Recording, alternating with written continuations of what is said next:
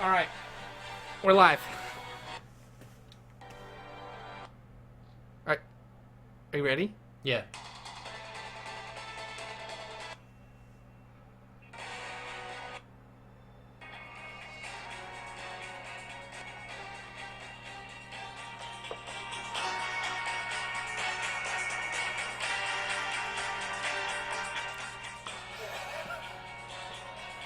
It won't let me play the first intro song. It won't let me play Half Remembered Dream.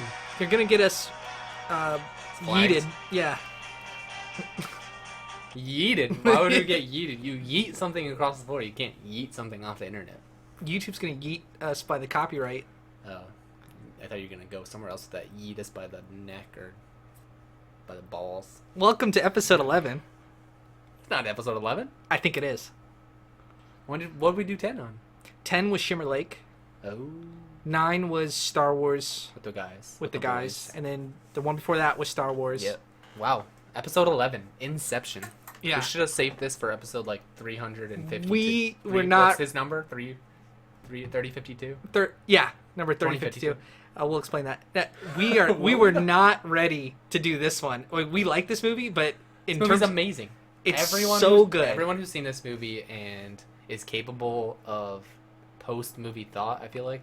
Because, like a couple videos we watched, it showed that people who watch complicated movies usually kind of just like, instead of trying to figure it out while you're watching the movie, you just kind of turn things off and you just accept whatever happens in front of you. Yeah. People kind of did that, but then after the movie, it just made people like, oh, what's going on? How do I tie all these things together? What was the dream real? Was this movie the whole thing was I think fake? even if you don't understand it, like people that went to the theater, they still liked it. They were like, I don't know what happened, but I liked it. I'm so confused, but there were so many good stars. Yeah, and then You see Leonardo's ass. what about Leonardo's? That's what the chicks say, dude. Is that what they say? Yeah. Oh. Probably Tom Hardy. Probably Tom Hardy's ass. Yeah, Tom Hardy's. Do you think they say it about Joseph Gordon-Levitt? Some of them. Some of them? Everyone has their type. Yeah. You think anyone says about Michael Caine? I'm sure there's Betty some. White. There's some. Betty White's probably like, Woo! if I was 10 years younger. Dude, I was surprised at watching this movie with the cast. Like people were showing up on You screen. remembered that it was because you saw it the first time and you're like, oh, I know who that is. I know who you are. Blah blah blah. But you watch it again for the third time, and now 10 years later, after this movie's come out, and you're like, AAA, AAA, AAA, AAA, double A. Yeah, I didn't realize how many good actors this movie had in it. Or you realize it. But you didn't remember. I didn't realize it until I watched it again. So you've seen the movie 2 times. And I'd seen the movie 2 times. At least 2 times before. And you'd watch scenes and clips of the movie. Right. Well, and because then, I like the music as well, so I'd appreciate it, and I'd go back and listen to like just a clip, and then that clip would inspire me to watch the movie clip itself and be like, oh, I remember where this song was played in the movie. Let me go watch what was happening there. Yeah. Yeah, and then this was our like third or more time watching it. Right. And yeah, when you haven't seen a movie like Inception, which I think is going to be a classic I think it's just going to be a classic. It's The Matrix, I think, is pretty solidified on. It came out 21 years ago, and it's still talked about and viewed fondly. It stood the test of time. Oh, yeah. And I think Inception's going to be the same way. People I think based Dark movies Knight on that already. on The Matrix. Yeah. Yeah. Yeah, like the whole premise and the whole like, is the world real, and Absolutely. what is the Matrix, and struggling with your like characters struggling with their identity and how they get to the point of like, okay, now I've kind of figured things out and I can be the cool hero. Yeah. Yeah. Yeah. It's the hero's journey. Is reality real? Right. Yeah, all that Right. stuff. And so this movie came out 10 years ago in 2010. 10-year anniversary. We planned this out, dude. We This planned is this out, calculated. yeah. Episode 10. No, but what's 11. funny, going back a little bit what I was saying before, is that this movie is, as we were watching it, I don't know if you felt this too, where I was like, this movie is going to be too hard to talk about. Yeah. Well, I wouldn't say it's hard to talk about. We're not going to give you like the rundown of what happened. Definitely not I gonna can't break do this that. down, Like yeah. there's too much stuff in it. A dream within a dream within a dream within a dream within a dream within a dream. Yeah. Within a dream, within a dream. It's crazy. The whole movie was a dream, because the movie starts out before they even show a single shot of a footage is the trigger song, like the 25-second warning song at the very beginning. Yeah, explain that. So, I guess Nolan used I forget the name of the song already. It's a French song. Some French song. Yeah, a French song that's used throughout the movie. The one where they put the headphones on and Right. they play to say, "Hey, you only have a few minutes left. Wrap it up." Whoever's kind of like orchestrating the dream, they'll put that on the dreamer's headphones so that Sure. he knows, hey, warn everyone else you have 25.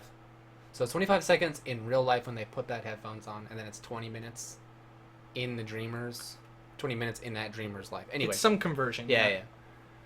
So they use... So that song is slowed... Hans Zimmer slowed that down. Hans Zimmer? Yeah. Yep. Hans Zimmer slowed it down, and that's like the intro song. So as soon as you sit down in the theater, previews are over with, within 5 seconds the song starts playing. and it plays at a slow rate. Right. It's the And that's that slower beginning, version of like, that. It's a famous Inception song. Yeah. It's like dun dun dun dun, and it gets louder, and then it cuts. And that is also the song that is used in the rest of the movie to indicate when dreams are ending, or Yeah. when their dreams are ending. Like, So, I'm about to kick you out of Yeah. the dream, so wrap up whatever you're doing. And yeah, so that's kind of like a metaphor for the people. Like, hey, your reality that you're in now, before you got in the theater, it's ended. Here's a dream. that's a good point. So it's like, that's the thing that sits you down, and for the next 2.5 hours, you're going to be 2 hours 28 minutes. 2 hours 28 minutes, which is the same length as the original Well, song. 2 hours and 28 minutes. It was 2 minutes 28 seconds. Right. What is So, that? Divided by 60? Yeah, that's a 2 time. hours and 28 minutes. If you divide by that 60, is 2 minutes and 28 seconds, right? I don't know if you. I think that converts. The movie is 2 hours 28 minutes. Right. The song is 2 minutes 28 seconds. Right. But you can't. We looked that up in like a little did you know. Oh, we didn't look it up. It was fed to us. It was fed to us. Yeah. We're not that smart. To We look did up our details. research. Like, this movie's 2 hours. I was- 20 minutes. Oh my god, this song is. Dude, I was dreading getting on this podcast talking about like how are we gonna go through scene by scene and like nope. No. You nope. go watch this movie. Go watch it. Try to figure it out. It's Put it's in the complicated. comments. Explain it. I've to seen us. it before and I was confused the third time watching it. I wasn't confused. Uh, I was picking up on more details, but the movie itself is still a little bit kind of. I wouldn't say confusing. You don't have to answer this. Jolie, we're doing a podcast, Hey. Jolie. What's up, babe? Yeah. You're interrupting, but you're on the show Okay. now. Say hi. Say hi. Okay. All right. I'll call you after. All right. Okay. Good timing. Anyway. Cut. Cut. All right, episode 12. All right. Welcome to. But no, I don't think we should go through. I don't think scene. By We'll talk scene- about what we thought about the ending, but Well, not I even felt ending. this movie was really packed. Like, it's almost too much stuff. It's a lot of good ideas, and I loved it. And they were really well shot, and good action scenes, good actors, good dialogue. But it was just almost too much stuff, too many good ideas for one movie. And I can sort of go into what I mean by that. Okay, but I disagree with you. I'll say that. Okay, because it was good. I think it was good enough. I mean, sorry, I don't mean to use enough. I think it was very good, but it kind of uses the video game kind of mentality of like, we're gonna make a game, but it's not just gonna be a game that you play through once and you put it away or sell it or put it on the Yeah. shelf. There's replayability. Yes. And so Nolan made a movie so deep. I mean, obviously now 10 years later we've kind of figured it out, but right after that, it spurred like it took a while. yeah, for people to like figure It out. wasn't figured connect out while keys. people were in the theaters. Oh Like, no! well, Oh no! I knew people that went in watching it 3, Yeah. 4 times. They In were the taking theaters. notebooks. And Right, they would, right. Or trying to figure it out, like, oh, let me tie this detail and tie these details. Everybody was talking about it. I was in high school. I think me and you were That's both in why- high school, and we were just, dude. Everyone was talking about it. That's why I don't think there was anything wrong with it. I Sure. don't think there was too much depth because you want that so that people keep talking about your movie. So people I don't mean it keep- as a criticism. I just mean it as like it's hard to follow along because there's like so many good ideas. Like you're following the character and his internal struggle, which is almost a movie in and of itself. Just that Leonardo DiCaprio's character and the struggles with his wife, and then they have his wife who her whole story of not knowing whether something's real. There's almost like a schizophrenia element of am I crazy, am I not crazy, and then she ends up killing herself because she didn't think reality Spoilers. was real. You should watch this movie. Fuck off with the spoilers. If you, what are you doing if you We haven't seen literally it? need to put spoilers like in our titles It's nowadays. all of it. Just You just know. Clicking on any one of ours. That's true. I guess you're not. Yeah. If you've never seen the movie before, never. Whatever. I think I mentioned that every time. I gotta stop beating that dead horse. No, but it's. But anyway, so and then the fact that you have extractors that go into people's dreams is like almost a movie concept on its own, and then the way the different levels and constructing reality within dreams and having mazes that people try to navigate, that's a whole nother movie. And I mean, that's like 4 huge premises that they just smashed into one and made it work. They made it work very well. It's not just like, oh, we cobbled this together and it just happened to like get through to the end. This is like Nolan, the prep they required for this movie. Could you imagine? Is insane. Could you imagine? Because that just the fact alone that he like wanted to make this movie 2 hours and 20 minutes, that literally has everything structured exactly here. There's no gonna be like post production. Yeah, we're gonna cut this movie down because we overshot and we want to cut this down. It's like, no, I already know that I have 2 hours and 28 minutes. This is what I gotta fill. Don't you love that when a director like Christopher Nolan has a huge vision? He has a vision and he executes on it, and he does it in every scene, in every prop, in every like we just watched like a couple like videos and stuff to get ourselves prepped on explanations and things like that. Yeah, give us educate ourselves. Yeah, because we need fucking help with this one. I mean, we were like, oh god, this is it. It was like an insurmountable task trying to. In retrospect, I should have watched the movie when we watched it a couple days ago or yesterday or whatever it was. I definitely should have had a notebook out. Sure. Yeah. I had a notebook, but it was too much. I stopped taking notes. I was like, this is one of those movies where you're gonna be like, all right, can we pause? Like, let me pause. Let me like. We almost should do a podcast of like, watch a scene, talk about it. Watch a scene, talk about it. We're not gonna do it for Inception. We could do that. But we could cut it down. In a couple years, when we revisit this and we look back and cringe on our fucking shitty production. I would never cringe at us. I'm cringing at us right now. I only laugh. Yeah. Do you guys notice my posters? No, they can't see them. They can't see them. I mean, they can tell that something's there. Over there. This is what he's talking about. Yeah. No, they know what I'm talking about. So why did you put it there? Are you gonna have so many more that it's gonna? Yeah, I'm gonna have Blade Runner. I'm gonna have a couple other movie posters, and I'll take the camera and we'll show them off. We'll show them off. The hell is Planet Terror? Planet Terror is. Do you remember Grindhouse? Yeah. From Quentin Tarantino and Robert Rodriguez. Oh, okay. They did Grindhouse, which is 2 movies in one, Planet Terror and Death Proof. Oh, I thought you liked Death Proof better. I liked Death Proof better. But there's no poster? I actually did get a poster from Death Proof, but it was one of the ones that was screwed up, so I have to send it, or they're going to send me another one. Yeah, this is half. Look forward to the next episode when we have all of them. I'm surprised to see Ben-Hur up there. Ben-Hur is actually a great movie that went under the radar. It flopped. Huge production. I loved it. I gave it a 5 out of 5 when I walked out of the theater. I've only seen it the one time. Obviously, it's a remake from the classic. Interesting. Can you not? Can you just be... Anyway, back to the movie. Yeah, but back to Inception. I guess what I'm thinking about talking about for this podcast is what I liked about it, the strong opening that it had, and then the character of Cobb, which is Leonardo DiCaprio, the main character. And by strong opening, do you mean like the beginning first like scene before it transitions to him being the in first Mumbai 30 to 40 minutes and setting up the premise of breaking into people's dreams and then the idea of Inception. And then the rest of the movie was executing on that. And all that was great, and I love that. But in my limited amount of focus and time and effort and energy, I want to do... That's what I would bring to this podcast. All right, go ahead. Yeah. All right, I could just start. The audience is waiting for us to start. Yeah. Can you guys get to the point already? You know what's crazy about this movie is that the criticism that you could put on it, not that I would, because I loved it, it's that well, it's you didn't too... say I, you said you. So yeah, so it's you're too assuming much... someone else would. This is what I've heard. It's too dialogue heavy. So too much talking. Cobb it's does too too much... much explaining to Ariana. Yeah, it's... What was her name? Ariana? No, that's your girlfriend. Grande.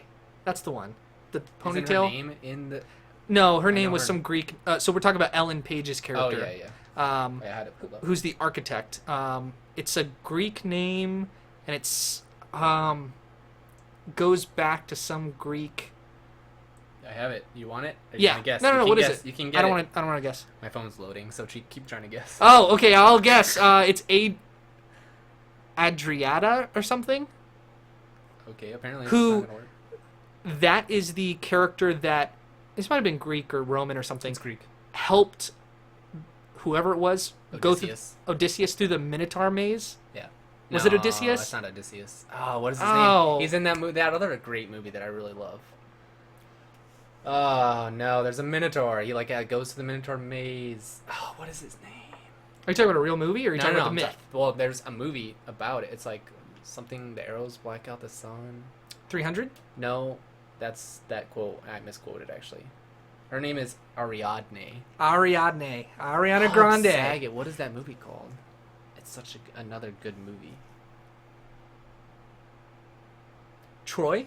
It's like Troy. Remember, he's a bad guy, and he gets the bow and he shoots it at the wall, and the whole wall blows up, and he's fighting with gods. And remember, there's gods that are Wasn't overlooking, and they kind of come down and they help him. So I've not seen that movie, but that was it like? It wasn't God of War. That was a video game. No, But it was like Egyptian gods or something like. no, it was like Greek gods. Yeah. It has Liam Neeson in it. It has yikes. He gets helped by. I think I know what you're saying. It's I not think Odysseus. I know the movie. It's just I won't be able to. I can't I've remember never the seen name. it. I never remember the name. I have it. I've bought it. You can admit to pirating movies. No, They're not going to come after you. No. I would never.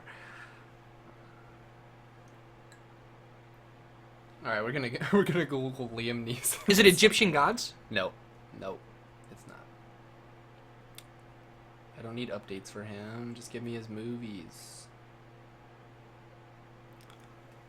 Where is it? Oh. Clash of the Titans? Nope. Oh, that's what I was thinking of. Nope. That movie's garbage. That's kind of why I've not seen it. I've skipped over it. Dude, you're That talking about movie. Taken. Oh, it wasn't in here. Did I rep? He requested that Google take it off the list. No, it's a good movie by all accounts. It's definitely not Clash of the Titans. Okay. Well, if you think of it, Wrath of the Titans. Wrath of the... I'm bored by this. Can we move on? Yeah, go ahead. You All start right. talking about your notes. I'll figure Okay. it out. It'll come to me as I Google it. First of all, I just love that this is an original IP. Right. It's Um, not copying anything. It's never been it- done before. it's not based on a book. It's not based on... there was a time before Marvel movies, and Really? they actually had real... it wasn't a comic book character. Wasn't a sequel. And wasn't a remake. It was its total new intellectual property. So I like that about it. Then I guess just the character himself of Thomas Cobb he's kind of like a flawed expert. So what I liked about him is that he's like the best in his field, but he's got a lot of problems, like internal psychological problems, and those kind of make for the most interesting characters. Your main character, you want them to be fleshed out, and you want them to be lived in and feel like a real person. And I think Leonardo DiCaprio is such a good cast for this main character, because he has, like, it seems in the first couple scenes that he's kind of damaged, and we're sort of figuring out his past, but he's an expert in his field, and he shows that he's an expert. He's doing things. The opening few scenes, it's him going into someone else's dream and then another level deeper. And so you're first sitting there getting hit with this information of, wait, he's inside someone's dream, and then he does it again, and the way he's trying to accomplish the task or the mission is so interesting. And then we find that he has a personal flaw that makes him interesting, and throughout the entire movie, that flaw which is actually the death of his wife, which we later learn that he caused by doing the title of the movie, Inception. Incepting... Is that the word to say? He put into her mind... No, let's figure this out. Yeah. It's not incepting, it's... I guess you can't use it in that tense. Would you... that's not like a common word. You incepted. He Incepted? incepted an idea? No. Is that how you would say it? I don't think so. Maybe not. You have to use it in a past tense. As opposed to extracting something. Right, so right. you could break into someone's mind He and... inserted something, but that's not... Yeah. You could break into someone's mind and extract information. So, he used Inception to do this. but he planted an idea, which is a cool concept, because how do you persuade someone or change someone? Right. Because people are pretty, like... I actually work in my job is in change management, and there's a science, a business, of fundamentals of how to change an organization, how to change people that are working in a job. Like, hey guys, we're all going to switch over to this new system. It's a big change, but here's how we're going to do it. And most people are resistant to change. So how do you change their mind to get them to do what you want? And I mean, you could argue that there's like, oh, that's unethical to try to force someone. It's manipulation, it's persuasion. But if you do it the right way, you can almost make it feel like it's not their, that it is their idea. Right. So, but what were you going to show me? So that movie I was trying to talk about is it's called The Immortals. Not Immortals. It's just Immortals. And the hero, who was referenced when we were trying to look up the mythology of who, Ariadne? No. Yeah. Ariadne. That's her name. Ariadne. No, Ariadne, played by Ellen Page. Yeah.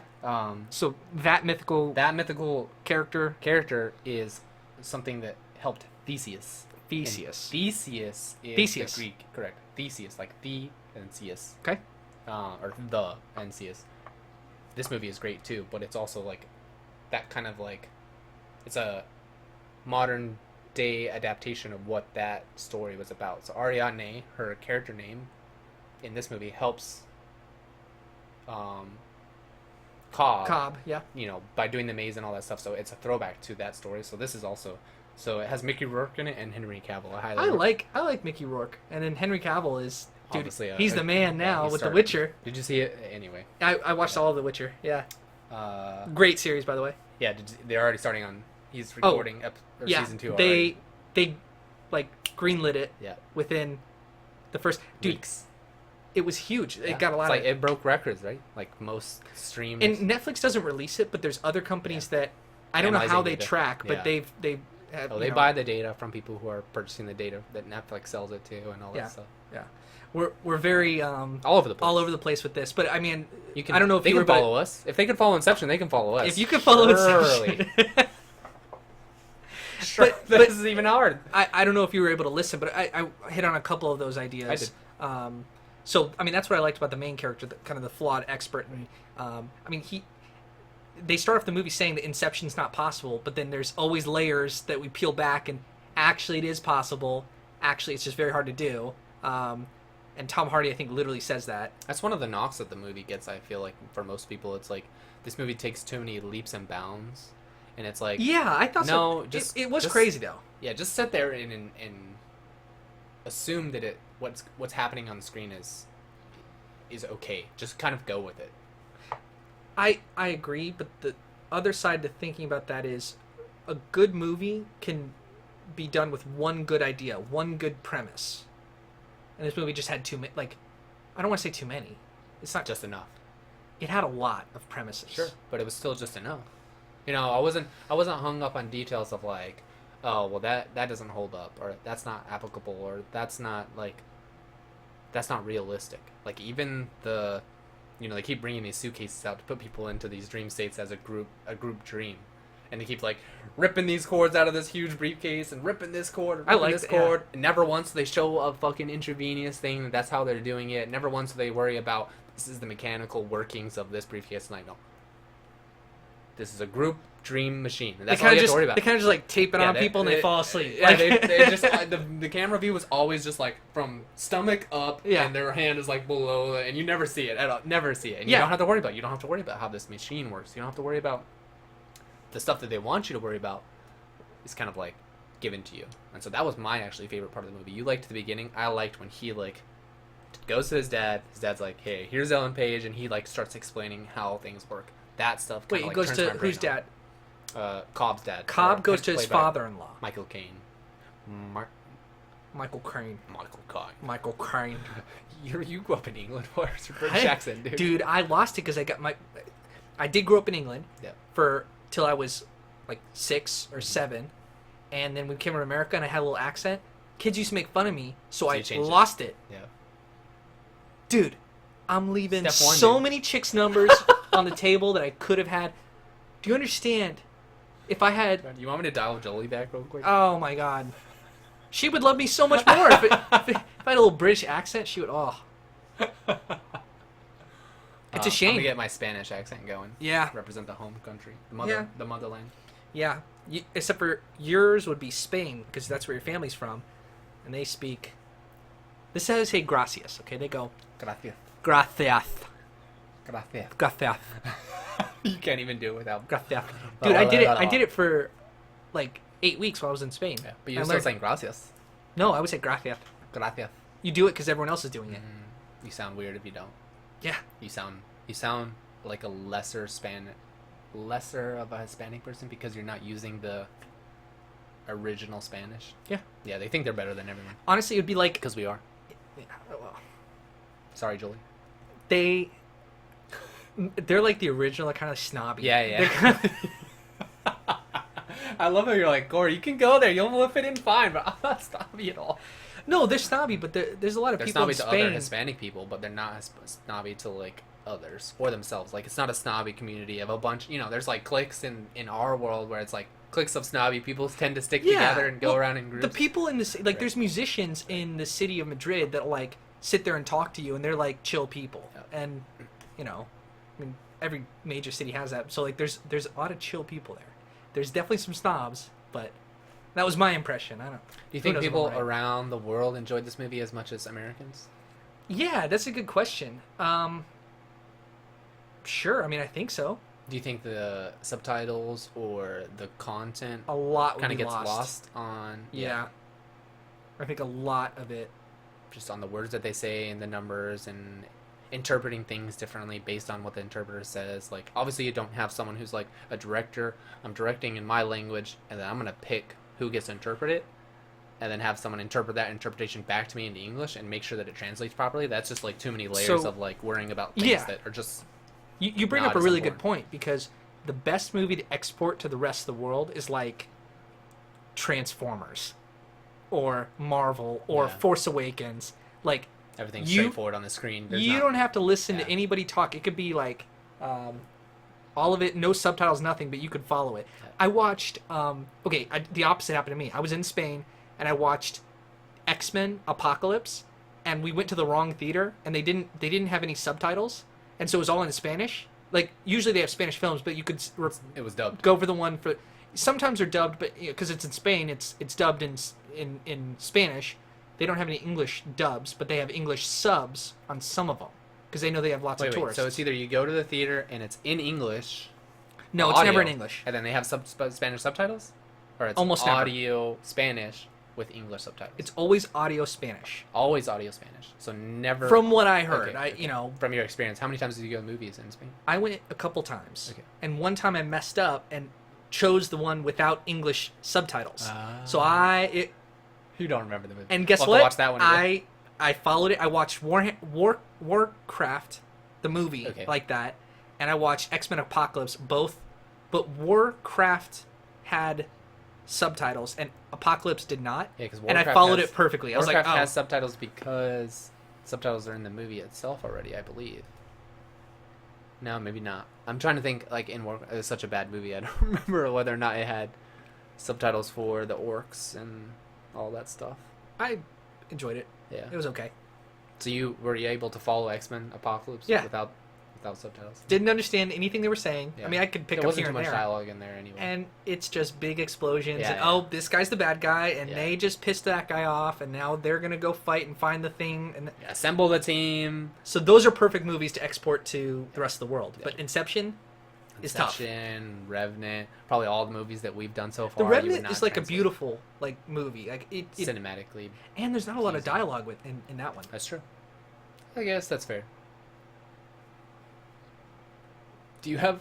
Is this Yeah, rotating? Is this just one picture that's on the whole time? it's just one picture. Oh, okay. Yeah, That's funny. trying to make it thematic. By the way, do you like what's her name? Ellen Page, No, the other chick. Maul, That's her character name. the wife. I don't have strong thoughts one way or the other. She's a good actress. She is a good actress. I would not give her a high rating. Sorry. Oh yeah, yeah. Just on my personal scale. I like the character. I thought she acted the part really well. Of kind of, Marion Cotillard. is she French? I think so. Yeah, French actress. I don't know how to say her name. That's another problem. She's cute, but she's not pretty to me. Yeah, she's pretty, but she played kind of like, I don't want to sound like mean or rude or anything, but she kind of played the evil, crazy wife really well. But I think that's more a testament to her acting Crazy? skills. Well, not nefarious. crazy. She's not. And she wasn't underhanded. But literally by the definition of Inception, where you're planning this idea, you literally cause her to be insane.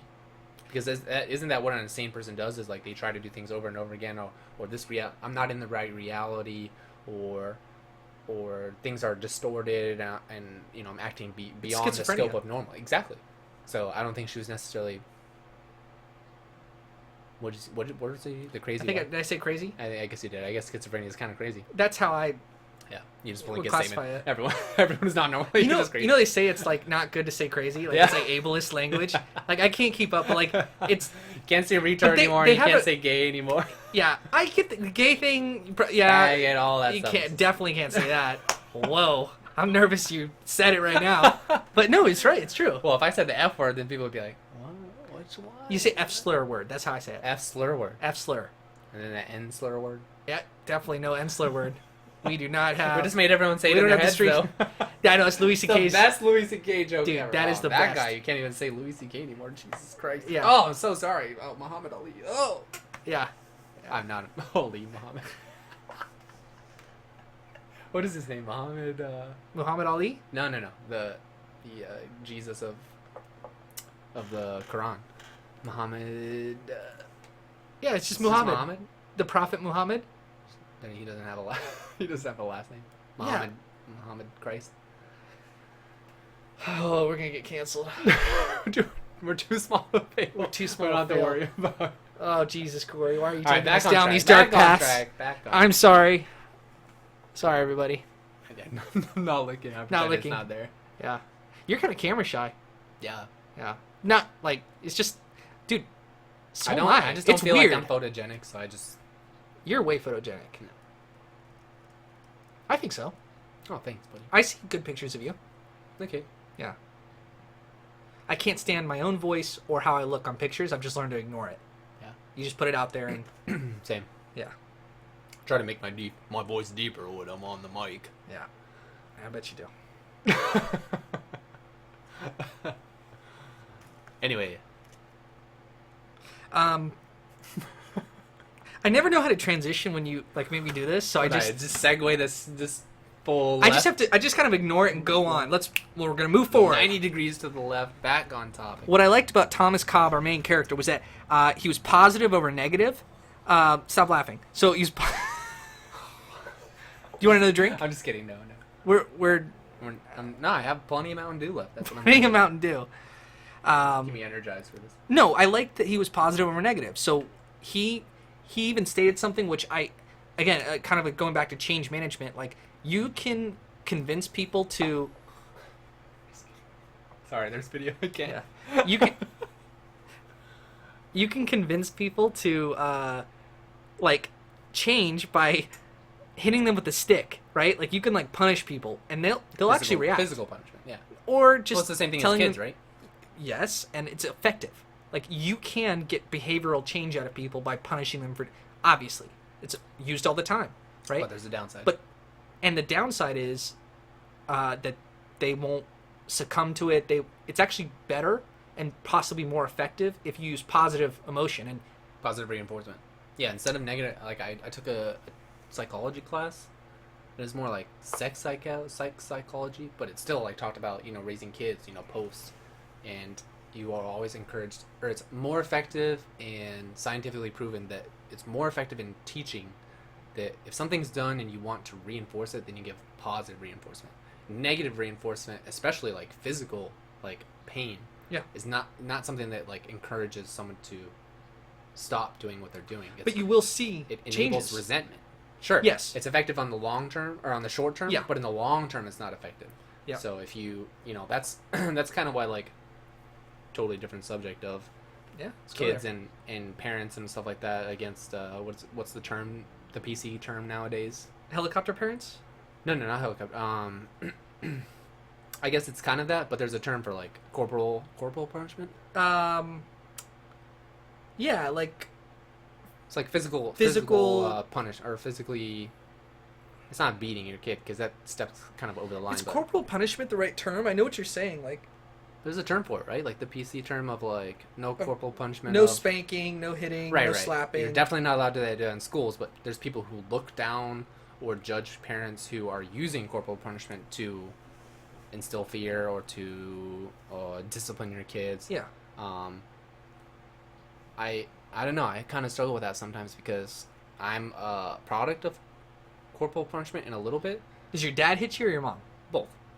See, it was more my dad. I guess. My mom kind of did, and dad not so much. He found different ways, but it was just weird. It's like I don't know I think it's just background. I think your dad is Spanish, so it's just like That's true. And your dad is military, so that's yeah. I don't know if I would have turned out differently if I had not used that. So that's why I kind of struggle nowadays. It's like people who are against that kind of corporal punishment. It's like I understand. If you had kids, would you use? I don't. That's what I'm kind of alluding to because I'm not sure I would because I know that scientifically or community or that the people who are informed and they have done this research and stuff, they show that it's not as effective as just doing positive reinforcement. Well, I think most of it's out of frustration. Yeah. And kind of getting a little bit personal. That was how every time my parents kind of used a little bit more force. They didn't know what else to do. Yeah, it was because I was annoying the shit out of them. I was bugging them. Right? It's like it's kind of on me. And it got to the point where I was old enough and I was like, and I would get hit like not bad. It's just like, poof, and I was like, oh, I kind of deserve that. Yeah. And then, and some of it would be anger back, right. And now we're fighting and yelling. But that it kind of like shows a little bit more of like your intelligence, especially probably at a younger age. Sure. Just to realize that they're doing this and I kind of deserve that, but you're making that connection of like I'm getting punished because I did this thing, whereas some people get punished and they're like, why did I get punished? And they don't make the connection between what I did was wrong and that I probably shouldn't do that anymore if I don't want to get hit, and kind of along that line as well is like, I kind of like that punishment, so I'm gonna keep doing it and. Like, because my parents hate me doing that, I'm going to keep doing it because I'm in that rebellion stage. There's, like, so many different avenues that a kid can take. So, that's why I struggle with if I had kids, I'm not sure what I would do. If I had kids, I do not think, and of course, every parent... says something in action. Of course, and I know a guy who just had a kid, and he's just going through hell in the first year. I'm very close talking with him, and he's just... It's tough out there for him. Yeah. And I could see that frustration of... You're on low sleep, your kid comes home, he's not doing his grades, and you just do a quick hit. Like, I get it, so I'm not judging. Quick hit of what? No, not hitting My the kid. bad. Quick hit of what? My bad. Maybe they need to take a hit of something, because you chill the fuck out. There's some CBD oil, honey. You calm down. It's hot as shit in here. You mind if we turn on the... I do mind, actually. I'm just kidding. No, the computer's building no, a but shitload of heat. I'll say to you. No, but I think if I had kids... I'll say it to you. If I had kids, I don't think I would yell at them, and I don't think I would hit them because I think there are more I don't think it's effective, and I think there are more effective ways. Now, you can't always positive... Jesus Christ. What? It's not that kind of live stream. What? That kind of recording. I don't know what you're talking about. Oh, okay.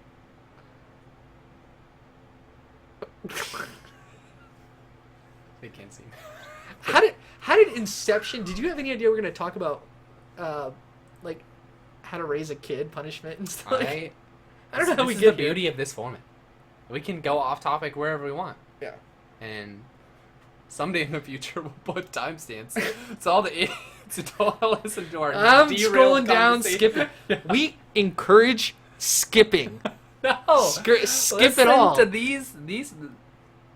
The clip that's about to happen when I timestamp it. Yeah. You know, that's about the movie. That's just generic Corey and Michael talking about the movie they watched. But this clip that you skipped over, you're missing out, guys. You're missing out. Gotta come back. I'll do a little like Inception in the next rabbit. Wah.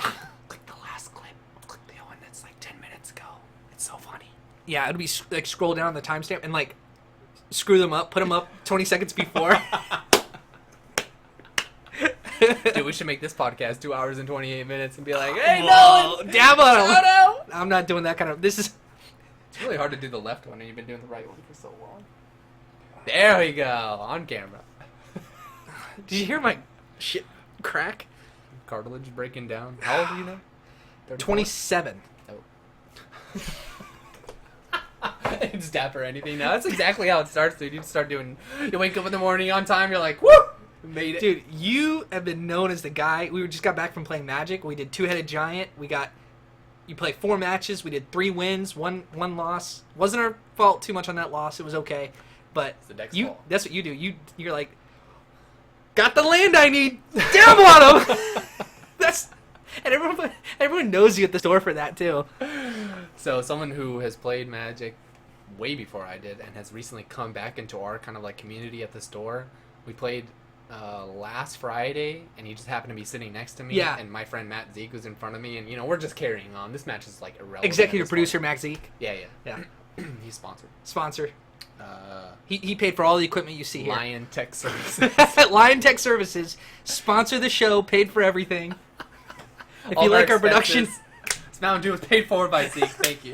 thank you, Zeke. Special shout out. Anyway, I'm playing this match, and so my friend Angel, or my new friend Angel, and I was Yeah. playing with Zeke, and I just like happened to do something with Zeke that I just dabbed. And Angel saw me do it, and I just kept doing it throughout the match, and I started like getting closer, and I would just like interrupt his match while I'm dabbing into him. And he starts doing it, he's like, oh, okay, and he starts dabbing into me, and we're just carrying on this match. And You now guys are- it's our running a joke you between guys are the two of us. grown We'll show up at children. each other, and we'll start to shake it, we'll just dab into each other. So funny. Now you got the camera. You can actually show. It's Grown-ass perfect. adult. Yeah, dude. What are you about to be 30? Mm-mm. 30 going on. I just turned 12? 22, dude. Yeah. Is that what you set your That's Tinder what I tell age? people. Actually, I'm gonna do that right What's now. your Tinder age? What's the lowest it goes? Oh, the people. A that comedian had a joke. He's like, I had to set it to 18 because it doesn't go lower.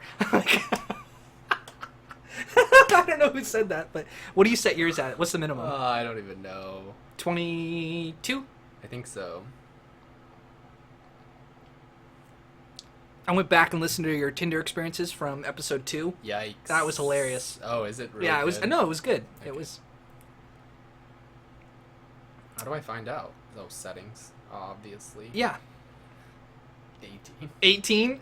Yikes. I think my account reset, so I don't have current settings. I don't swipe anymore. It's just not worth it. Yeah. Tinder's fake. It's full bots. And they give you a limited amount now. They always have. You always had a limited amount of likes. Not always. Yeah. No, there was a For day 4 years that I've been swiping, I've always had limits. when I was on it years ago. Years in alpha stage. Years ago. Like 1 year ago. Just kidding. He's getting jolly. Just kidding. Talk about that later. All right, timestamp. Back to You gotta keep them competitive. Inception. You gotta keep them on their toes. Listen, I got 14 other bots that I could go talk to right now. You want me to hang out with your family? Not today. Not today. I got Tinder girls. No. Because we were talking about positive over negative. No, but that's what our character. He was like a good guy. Like part of a movie is you almost have to. Oh, he's definitely a good guy. The thing that happened to his wife was something totally unintentional. unfortunate. He was trying to save her. He's trying to bring her out of this deep dream state back to reality, and the only way that he saw what to do it was to kind of like trick her. And that's what she said. You betrayed me. that wasn't his intent. Unfortunately, the end result caused her to, like, you know, it's like a double-edged sword. You're, like, trying to get her out, but it ended up, you know, much worse than it was. So I still think he's a really good character. What do you think about, Good, like... moral character, I think. He's trying to do the right thing, Yeah. but because he was trying to do the right thing, he should have gotten an Oscar for this film. Yeah, he eventually got one. But what I was going to ask you, what do you think the ethics of trying to, like, if you had the ability to go into someone's mind without them realizing it, and inserting something and making them change, and they wake up and they just fill with this idea? Because that's not a very... I don't want anyone to do that to me. Are you worried about, like, that happening in the future? Like, what's No, your I'm question? not. The premise of the movie was you could go inside someone's dreams without them realizing it, as they did with Fisher Jr. Right. Which, by the way, even that actor was someone that you like. I mean, he was the bad guy, the Scarecrow in Batman Begins. That's, like, the first time that I remember seeing this character Yeah. and enjoying how he acted. He's And great. ever since then, I always refer to him. Oh, it has the guy from, you know, Batman. Like, everyone's seen Batman Begins, so it's like, yeah, the Scarecrow from Batman. That guy. Peaky Murphy. I Blinders. can only remember his name. Murphy. Yeah. Chillin' Murphy. I heard the guy say it on the video that we watched, and I was like, I didn't even know how to pronounce that. Yeah. Google doesn't tell me how to pronounce it. Get out of here, Tinder. I'm not talking about you anymore. Cillian. So that's how it's spelled. Cillian Murphy, but that's not how you say it. You say it like Chilean Murphy. No. He's Yeah. Irish. So how do you say it? Speaking of Irish, guess what happened this weekend? Conor McGregor died. Conor McGregor. No, he didn't die. Might, though, after partying, because There Conor it is. McGregor... People ask, how is Cillian Murphy pronounced? Irish actor Catriona Balfe from Outlanders regularly baffles people with the pronunciation of her name, which is derived from the name Catherine. That's the wrong That fucking doesn't person. fucking help me. Oh, Okay, Killian. Can I Killian. finish my point? Killian Murphy. Conor McGregor kicked Donald Cerrone's ass last night. No, he kicked him in the fucking face. Dude, That's what he did. no, he shouldered him, got Showed him in the bloody, nose. kicked him, and then punched the shit out of him. He's a su- comeback. What's crazy is the subtle shoulder. What is that? Uppercut? So he came in strong, and Donald Cerrone, the Cowboy Cerrone, like dodged it, and then Cerrone is like, he's a wrestler, so he just gets close to someone. But the thing that McGregor did was like, if you're close to me and your shoulder's like, I'm just gonna hit you with my shoulder, break your nose. He backs up, kicks him in the head because he's all wobbled, and punches the shit out of him. Fight over in 40 seconds. Yeah. And McGregor Well, that's what I kinda mean. needed That this. shoulder move was so subtle. Like in the replays, you're not gonna be able to see that. You need like I alternate didn't. Nobody angles to saw be it able to, live. Like yeah. we were all like, "What? How did Yeah, that yeah. happen? How Right. was he so jarred?" Yeah. Because you see his bloody face, and you're like, "How did it? Yeah. Did he get hit?" Like, Yeah, you're So- just not surprised. You're not braced at all for someone to just throw their shoulder up when you're that close. Like you're looking for arms. Super and legs. creative. Yeah, yeah. yeah. What a versatile fighter he is. Well, he's trying to make a comeback after he lost to Mayweather. Yeah, because he's been dude. If McGregor, I was telling everybody like as we were watching, I was like, if McGregor, because I thought Donald Cerrone was gonna kick his ass. Mm-hmm. If McGregor doesn't win this, like he will not be known. Like, oh, he was He'll be a forgotten. one-hit wonder Yeah, sort of. exactly. Like, you know, he had a run, but Did you see Mayweather what do you say? posted? Mayweather, McGregor, 2020. Really? 19 minutes after the fight. Really? Yeah. He got He's like gonna kick his ass 20,000 again. likes within 19 minutes. It'll sell a ton of tickets. Everyone's like, My did he dumb run ass out will of money buy it. already? It's like, you can't run out of money. It's too much. Yeah. Taking donations, too small to fail. Too small to fail. No, off the rails, I think. I don't know. Viewers, you decide. We'll have a straw poll. I mean, this screenshot right here even shows how much, like, star power was in this movie before it was star power. No, Leonardo DiCaprio was obviously famous. Famous, but he hadn't, like, won his big award yet. He hadn't done, you know, the crowning That was star. at his height, I would say. 2010. In that era, where he did, like, The Revenant, which he got the Academy Award Revenant for. was 2 years ago. The Revenant was longer than 2 years ago. You just want to look everything up today. I want to fact check you. That's the beauty of technology. That's not the beauty of technology. What is the beauty of technology? 2015. Yikes. Holy shit. Time flies when you're having fun. 2015? That's a great fucking movie. So I haven't seen this movie since it came out. So 5 years is, I think, good enough for me to go back and watch it again. Yeah. Yikes. So you're talking like 2015 to 2005, like that no, time like is he just was his he was time. in Wolf of Wall Street. Yep. He was in Inception. He was in like a bunch of big movies. Titanic. Yeah, obviously, idiot.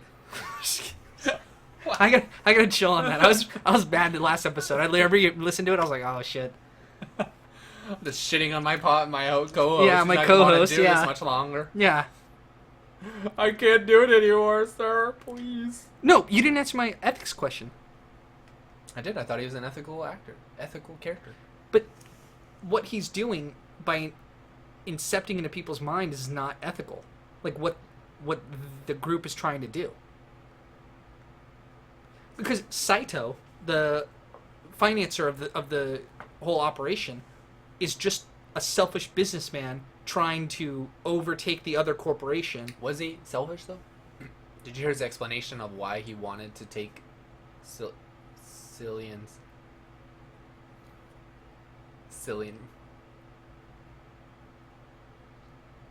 Chill. What is it? Murphy? I just fucking said it. Why can I not remember how to pronounce Charlie it? Murphy? No. Okay. The Scarecrow. God damn it. I just looked it up. Cillian? I don't think it's Cillian. Mr. Murphy. Mr. Murphy's character's father. So that's Saito's trying to take over his business. And the rationale he gives him is because if he inherits this, I guess, energy conglomerate, then they control, the whole Southeast Asia, they just have a huge monopoly on it. So he's trying to prevent that so that he dissolves that empire so that his business can still compete and there are still other kind of like, instead of there just be one big thing that just kind of gets to monopolize everything, kind of like Comcast and stuff like that here in America, Verizon, like you just get to dictate whatever you want and charge people and you just can't do anything about because it's person versus corporation. So I think Saito's rationale of like we don't want him to become kind of like another almost nation because there's such a big corporation. We want him to dissolve it. That way the rest of us can compete and there's still kind of that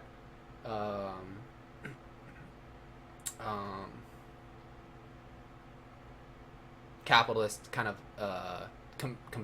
competition, so everyone kind of wins in that instance. So I don't think Saito was trying to be like selfish about it. He was like, okay, I'm trying to prevent something that's going to be, or I guess I it's a lesser. I did of two hear evils. that, but I kind of like almost didn't believe it. I was like, you think that's just his excuse to convince the rest of the characters to do what he wants? Yeah, I just thought that was like an unimportant part of the movie where you just have That's some. He doesn't have that many lines.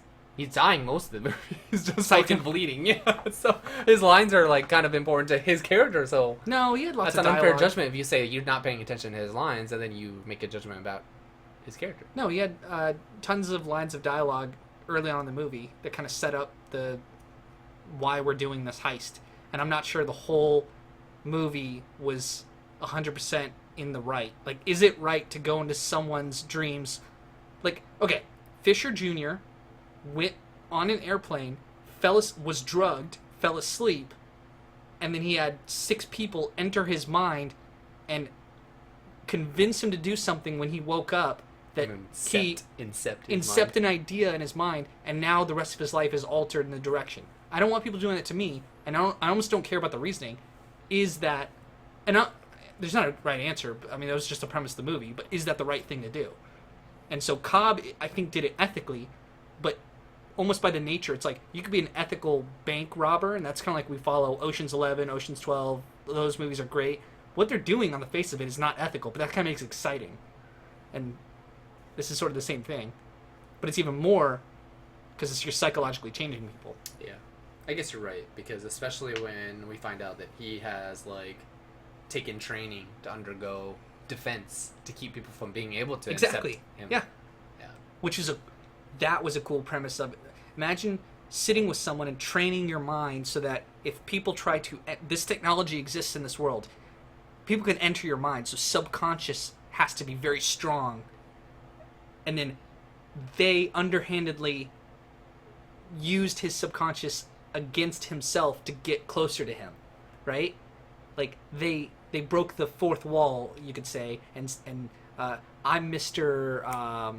Was it? Is it Mr. Richards? Cobb assumes a character that's like, I'm here, I'm the head of your security inside your dreams. Yeah, Mr. Richards. Was it Mr. Richards? Yeah. And they basically convinced Fisher's subconscious that they're safe, like... Oh, I'm actually here to help protect you instead of like... So they lied to him, yeah. And Christopher Nolan movies are always like layers upon layers like that, and Dark Knight was definitely... that's going to be... It's on our list. It's on our list to watch. 15 at least.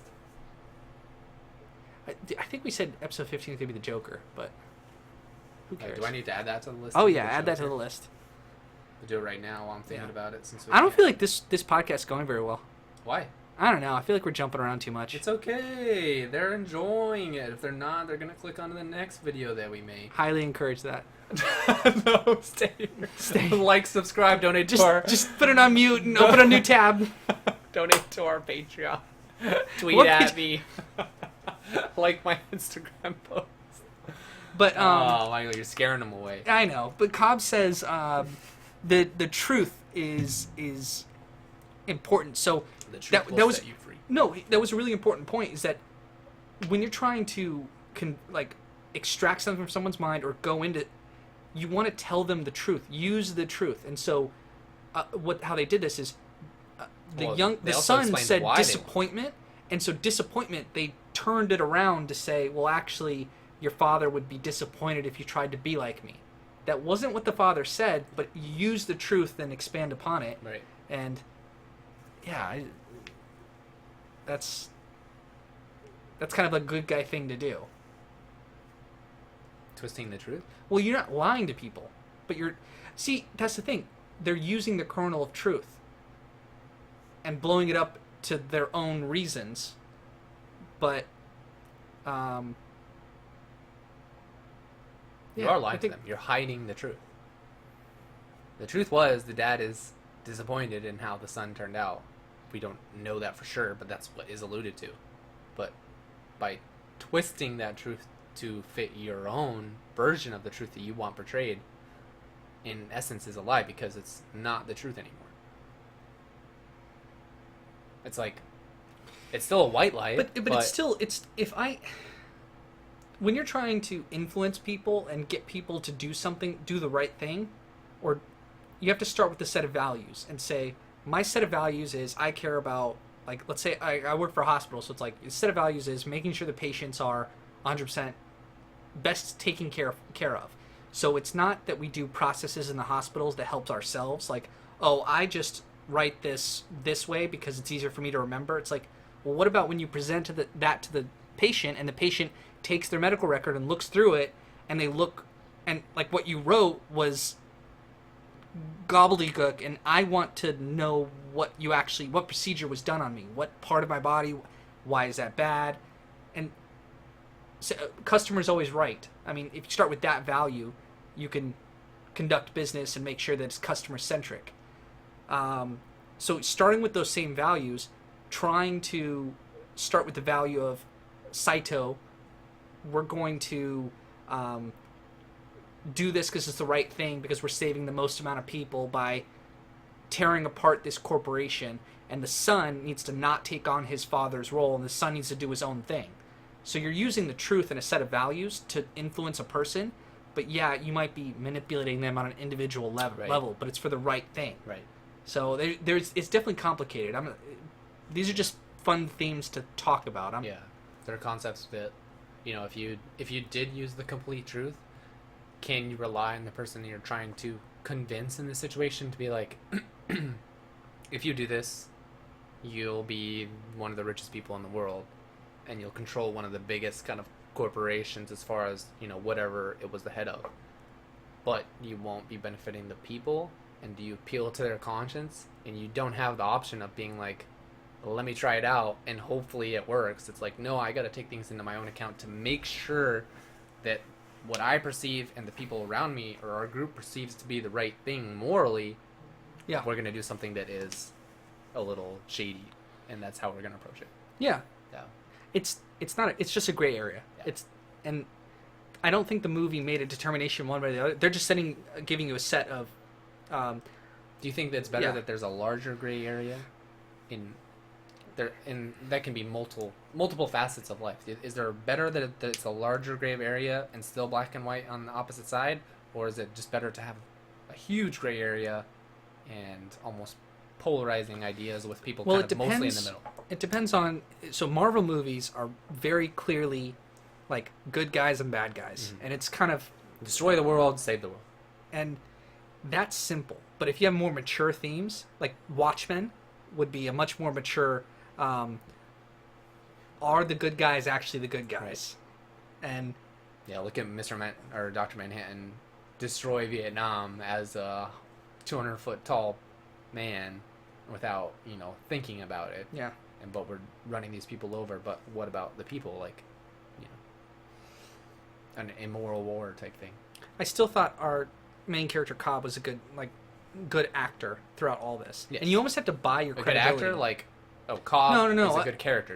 A good actor in that you have bad actors and good actors in the world, and good actors try to do the right thing, even when it's tough, even when it's hard. They're not out for themselves. They have a set of values to live by, and they're gonna sit with those values. And he had a set of values, and he stuck with it. Yeah, and that makes for like Superman has a set of values. He's a good actor.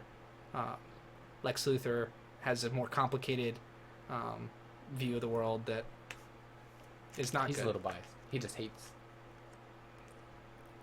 Right? I guess I don't know too much about Luthor. I don't know either. I don't want to get into it. So there's Thomas Cobb. He was an expert in everything except his family.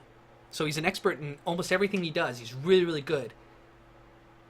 But his family just goes apart. He has no idea what to say. He has no idea what to do. He obviously doesn't do the right thing with his wife. And he loves them, but he doesn't know, like, he's trying to fight to go see his kids, but he doesn't know what to say to them on the phone. And I thought it was interesting that we never see Grandma. Sure. We never see his mom. I wonder if Nolan did that on purpose. I'm sure. Just to add a level of ambiguity to the whole situation. Yeah, because we see Michael Caine as his dad. It's definitely his dad. No, it's not his dad. It's his father-in-law. Okay. And then the fact that the wife is in the basement, that clearly represents that it's not the literal that his wife's in the basement of his subconscious, but that what he's done and his interaction and his love for his wife, who's now deceased, it weighs on him, and it's in the basement of his subconscious. It's his guilt. Yeah. It kind of gets into like deep, dark places that all of us have within our minds. Yeah. It's very relatable. It's like all of these secrets that I try to like keep, that I don't tell anyone, and I suppress. I don't allow them to come to light and to like kind of deal with it, and I guess classify is not the right word, but if you bring it to light and you like come to terms with it, it's easier for you to just kind of like let it go. It's like, all right, that's already happened. I can move on. I don't have to like let this weigh me down on my shoulders. Just kind of like, now you're guilt-free as long as you kind of get it out there. And most people will just suppress it, because they don't want to deal with it, or they're afraid of whatever the that's how you repercussions have to get along in the world. Mm-hmm. I mean, you gotta, like, okay, I've got kids. I have to put aside the guilt I have about my wife and the fact she's not here, and I've got to deal with all that. We have to do it for our kids. I have to do this deal with this businessman that may or may not be ethical, and I have to, because I got to get to my kids. And the chance that I can get to my kids through this businessman in our agreement, worth whatever the consequences are. Yeah. Hey, Dad. Yeah. You want to take a break? Yeah, let's take a break. Or maybe we'll end it here. That's it, folks. Thanks for tuning in to episode... Oh. Okay. Go. And action. Back at it. Okay, after that... We never left. We just had to take a quick potty break. I refilled my vodka soda. Oh. I'm just drinking some Mountain Dew. What is this, Corey? Oh, dude, that must be your vodka tonic. That's just water to keep hydrated. There's too much sugar Russian water. Anyway. Side quest. Anyway. So, one thing that Christopher Nolan definitely does is he builds up tension by jumping layers and inserting action. So he'll something will be happening in like level 4 dream level, and he'll jump back to level 3. Oh, okay. I and thought you were action. talking in general. Christopher Nolan does this in his movies. You're talking specifically in Inception. Doesn't he do that in like in The Dark Knight and? Yeah, he does. In The Dark Knight, they had at the end of like 3/4 of the movie with the tension rising. There's like 3 things going on, and he's jumping between all 3 of them. Yeah, jumping between the boat, jumping between, Alfred watching the screens. You know, the screens that had all of the different recordings of people's lives, and he's like, I shut this down after we found out where the Joker was. That type of thing. Like jumping back between those. I guess you're right. Yeah. Yeah. Which I really appreciate movies that, and Inception does not do this.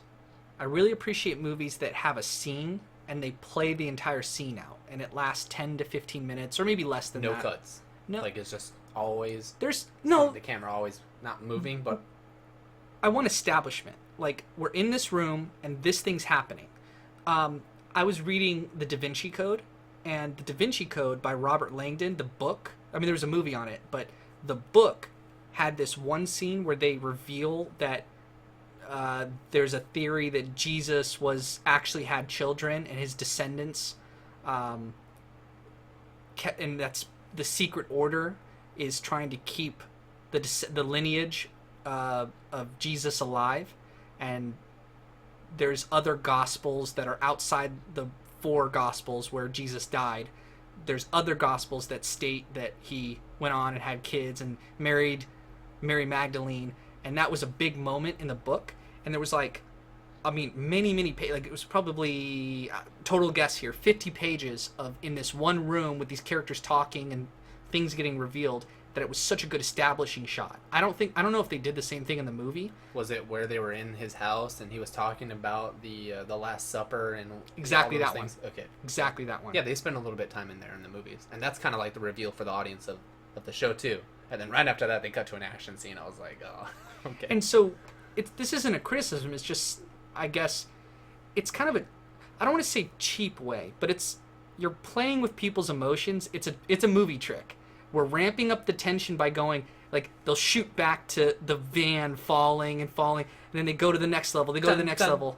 Dun, dun. And it's almost like dun, dun. Just so much like fireworks happening in your brain at different levels. Not confused, but to absolutely. Yeah. Okay. Yeah. It's a trick. Yeah.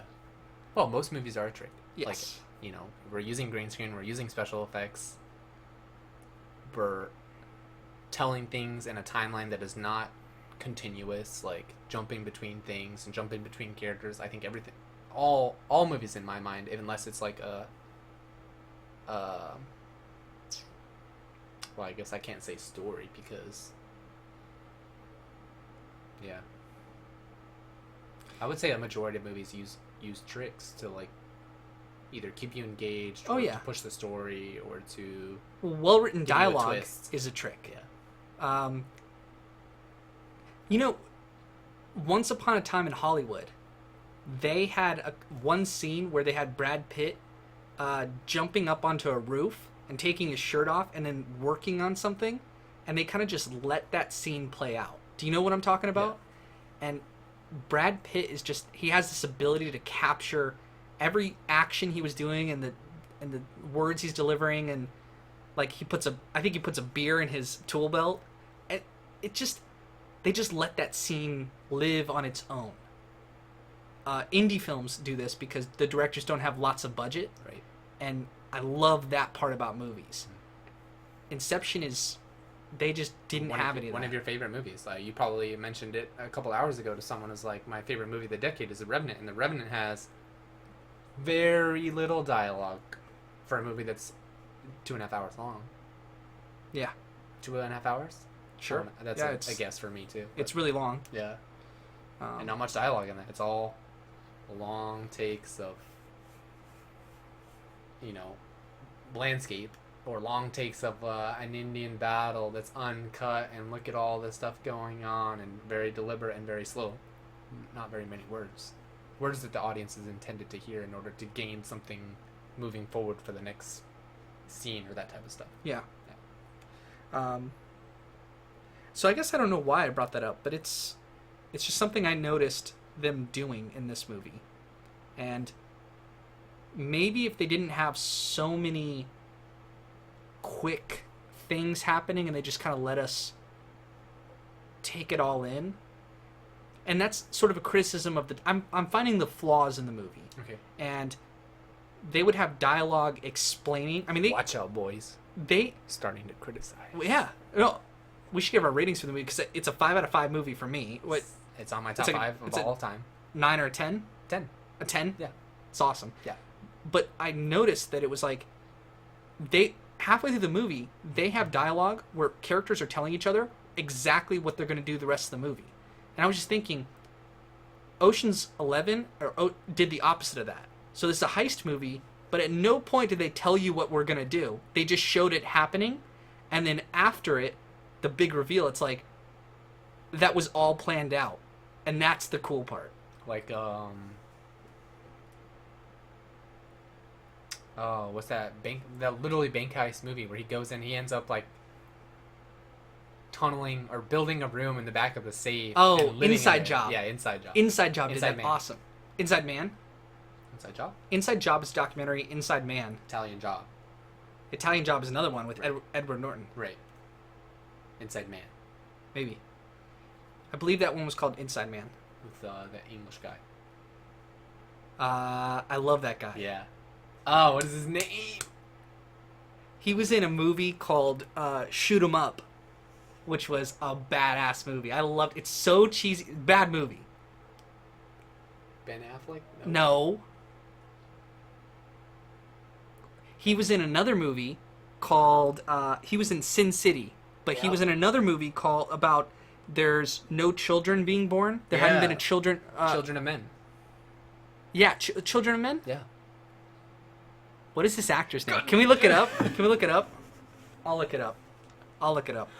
Oh, I want to guess so bad. All right, you talk about something. A, B, C, D, E, F, G, H, I, J, K, L. Clive Owen. Oh, I already missed it. It was a C. Clive Owen. Yeah. Clive Owen's awesome. So good. I love him in most of his movies. Even if it's like a B movie, That's what I liked about watching. Shoot 'Em Up. Yeah. Yeah. I gotta rewatch Shoot 'Em Up. How old is that movie? Dude, he eats... Spoiler. early 2000s. He eats carrots, so it improves his vision, so he could shoot people better. How cool is that? It's like a Bugs Bunny. Like, he's just eating carrots, and it's like, people eating apples is a big thing in movies. Like, it's crisp and just like tear into it. Right. And I kind of have the same thing with people smoking cigarettes in movies. It's just something they're doing it with their hands, and it's awesome cinematography trick that people use that gives characters weight. And so he's eating a carrot, and it just snaps off. And I feel like kind of things like that. Kind of, if they're not done very well, sometimes take you out of the movie. Because you're looking at that detail, and if they don't cut it right, or if they don't do the right post-production that makes you like, cigarette was in his hands, cigarette's in a thing. It's like, there was a second delay there. There's no, you guys fucked up there because you didn't, cut it perfectly. You didn't do cut, and then mush them together to make sure everything lined up. Those things kind of like, I'm paying attention to that little detail because my eye caught it. Oh, next scene it wasn't right. You guys didn't, you didn't catch that. Sometimes those little details kind of take me out of the experience because I'm like, do you know what? There's it wasn't consistent. You've seen Reservoir Dogs, right? Yeah. By Quentin Tarantino. Not recently though. So there's a scene towards the 3/4 into the movie where they have a long take, and a character lights up a cigarette, but he doesn't actually light it, and he acts like he's smoking it, and it doesn't. The cigarette's not. You can tell on screen. It's like in Godfather when they're punching and they don't connect, and it's like you just missed, but they keep it in because because low the scene was budget. so good. And, yeah. And all the actors did their right lines. That take that you wanted for that line and how his face was and facial expression was worth it. We're not going to redo it to get this small detail on the side that people might see. And they just leave it in. Yeah. It's like us fucking up on this podcast. I didn't think about that until now. Just We leave never it fuck in. up, dude. This is all on purpose, calculated. Yeah, this is our 15th take Yeah. doing this episode. We've recorded so many times we couldn't Yeah. get anything down. We finally came up with some notes. Definitely not. We forgot to put the posters up, so we did that before Yeah. this episode. Yeah. So much work these days just to get no one watching us. Yeah, and Corey's an intern, so he doesn't even get paid for this. I'm just kidding. Cobb inceptioned his wife into thinking her world wasn't real, and then that backfired on him. Yeah. And so they wanted to push the limits as a couple into this dream world of like, how much can we construct? And that was a lifelong journey, and time slows down in the dream world. So I just imagine like them every night. Okay, we're gonna go in and like spend years. I mean, it's unsaid, and what I liked is the mystery of it. You don't know if they spent hundreds of years in the dream world construct. I mean, it must have taken them 10 years. Because that's the limits. Because everything multiplies. The first dream layer, you're in 5 minutes of the real world for an hour, and then that just compounds. So Yeah. I think the max they said was 10 years once you get to the 4th level. And so that's what they did, was like, sat down, laid down in the living room, put both of themselves under, went down so many levels that they were down there for 10 years. Oh, it has to be more than that, because I thought it was they more. Were, they were I thought it was old, right? mystery. Yeah, it was kind of like Wow. they had many lifetimes together. Because they're old. There's that scene where they're walking together and he's an old person. It's like we literally spent our lives together. That's my promise with I you, love that that. we're gonna get old together. Well, we did, but we needed to get back to reality, or everyone else's reality, I guess, for them. And so when she woke up, it's like, oh, it's only been 5 minutes in the real world. A scene that reminded me where it's like, I love when they do snapshots. Like, okay, Up. You seen that movie? Up. So Up has The animated movie. The animated movie I've seen it. in the first 5 minutes tells a story about a couple that gets together and they grow old together, and one of them dies, and it's the saddest 5 minutes, and it's just an emotional just punch. You're just like sitting, everyone's happy, you're watching a movie, and it's like, oh my god, like that is it. A snapshot of a lifetime of relationship of people in quick cuts, in really artistic edits, can be done so well. And they did that in Looper as well as this movie. So in Looper, Bruce Willis is He's the with old, his wife. he's You're with, talking about when they're in the future and he's with his wife, and all of a sudden he goes out and she's. but it tells the whole story of a relationship that he had in like a quick 15-second clip, and then it goes back to reality, and Bruce Willis is like, you have no idea what I've been through, kid, talking to his younger self. And that was just so, I love when they can do that. When the summation gives you a lot of depth and background, and it's done very well. Yeah. It's almost why short stories can be better than novels. Oh yeah. Short stories keep it concise and keep you. There's no long-winded or superfluous kind of like writing in order to fill in kind of things that you don't really need to know, but the artist felt like you did in order to understand further. Like, the more simplistic it is, the more wide appeal you have for your kind of audience. And I think that enables a lot wider appreciation for a short story. Yeah. Because Yeah. more people are able to identify with that kind of broad but specific, instance of a story. It takes like a master storyteller. Oh yeah. Like, if I can tell you a story That's in why a I never short want to amount write of a time. screenplay, because I have no idea what the fuck I'm doing. So that's why when we make our movie one day, mark our words, you're gonna be an executive producer. You're gonna be, I don't want to mean like, but you're gonna be the Behind the scenes. ideas guy. You're gonna be like, hey, we should do this. No, I'll just be a silent contributor. What are you gonna contribute, bro? Nothing. I'm just there to watch. Oh. Moral support. Just there to bang the interns. Whoa! You dog. You always put me under such poor light. I know. I'm so sorry. Not like this light, though. You're not even really on camera because the light is like Yeah, it's totally. just like, I'm Jesus. I told you, this is the same thing as Actually, last it's pretty good. It's pretty good on this one. Anyway. She took it too literally, and then she killed herself in real life. It's a good note. Well, when you're watching the movie, it's really hard to parse out what happened. I knew going to this movie when it sat down. I saw you grab your notebook, and I saw my notebook like right there in front of the TV. I was like, not even gonna try. There's no way. I don't want to keep pausing this movie like we did for Django every fucking 20 minutes and be like, hyperanalyze. It's better to kind of like, after we watched the movie, I was like, good. I'm glad we're not doing the pod right after the movie to kind of like keep the movie fresh in us. I was like, I need to go and do a little bit of research and be like, what have people who have analyzed this movie, not hardcore, but, taking the time to kind of break down each scene and tie the different things from the beginning to the end. I think it was much more helpful just to watch like a 20-minute video they did and the other research that I did in articles and stuff to be able to get a little bit more insight of like what actually happened. Because I say it's a favorite movie of mine, but do I totally understand what happened? Am I connecting all the dots that so that's why I have an appreciation for the movie, is because when Nolan directed it, he was deliberate on every single thing. Yes. I mean, we didn't even talk about yet when JLG, no, JGL, Joseph Gordon-Levitt, JGL does the hallway fight scene. I guess is it a fight scene, action scene, or whatever it is? Oh my god! Like the production value there is out of this world. And you made a guess the other day. You're like, dude, Inception's budget was only like 50, 40, or you said something like 60 or 70 million. I look it up and it was literally double that, 150 million budget for this movie, and I wouldn't say a majority of it, but a big chunk is used just in producing. Describe that scene. The scene that happened in the movie, or the making of? Yeah, the scene in the movie.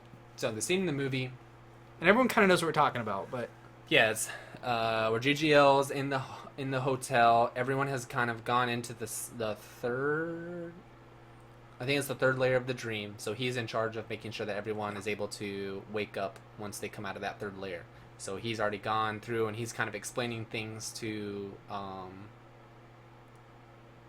Ellen Page's character, and so he's on under room and he's putting charges under the ceiling. He's like, all right, well, when they're ready to go, these will blow, and everyone will have that sensation of falling. The kick, so we can kick wake them, up. so they wake up and they go into the van, and it ends up happening in the third level that they can't do it, so his level's broken, or he's in limbo, so he has to use it's almost like he's in space, which is crazy to think about too, because he has zero grav in this thing, and he's also doing this kind of stuff.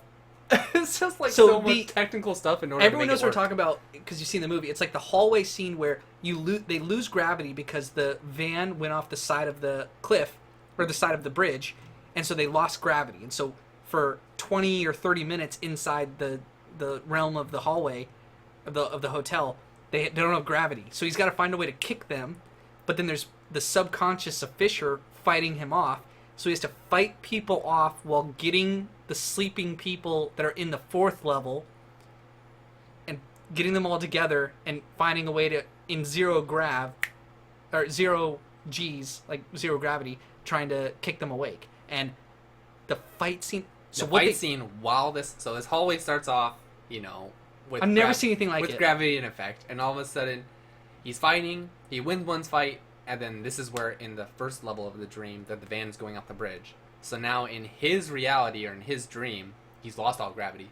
So he's instantly thrown from where he is standing normally, down onto the wall, and then gravity's gone, and then he sees an enemy, or the defender of this consciousness, come in and try to fight him. So now he's fighting this. The van's also spinning in its dream, so the van is spinning, so that means he's spinning. And so this whole time, you have this spinning hallway of these guys trying to fight. And the best part is they do it in real time. I mean, this is not CGI. Like, I thought it was the first time I watched it. I was like, there's no way that... Yeah. Dude, as it turned out, they actually made a real rotating hallway and shot it.